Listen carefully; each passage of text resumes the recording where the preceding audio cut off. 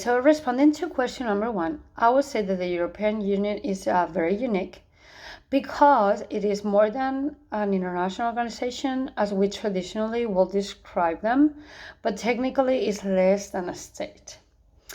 So officially it is a regional organization, but it has a set of unique institutions.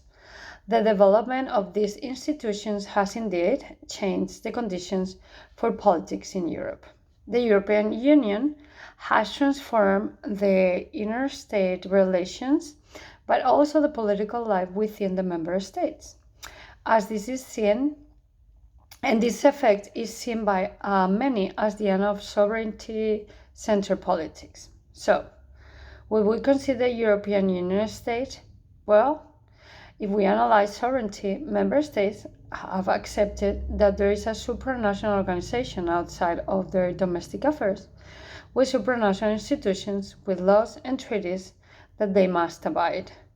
Being a member state means that your national economy, administration, and in general your society is going to be affected and subjected to European rules. So even though it's not a state, to me it is closer than a state. As we said, it's something in between. Regarding to question number 2, I don't think the European Union has gone too far. And as a European myself, I would say that it has not been enough in some aspects. So let me explain myself. I was born and raised in Spain, and as a citizen of the European Union, I have experienced the Union firsthand. I have lived the transition from our national currency to euros. I have experienced the free border areas. And I have to say that my generation in general has a feeling of belonging. I would even say we are even proud of being Europeans, and our rules, our liberal morals, our concern from sustainability and so on.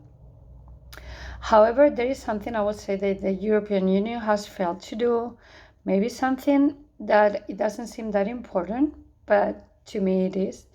And it is mandating the learning of European languages in schools or simply selecting a language as official to all member states. As a EU citizen, I could live and work wherever I want within the borders of the Union. But the reality is that I am very much limited because I only speak Spanish, English, and Portuguese. So I'll be totally unable to get a job in countries such as Germany, France, or the Netherlands. And I have experienced that myself. So language diversity could not be seen as important, but the reality is different. And in my opinion, as a citizen of the EU, is that this is preventing us from fully believing in the European Union as a state.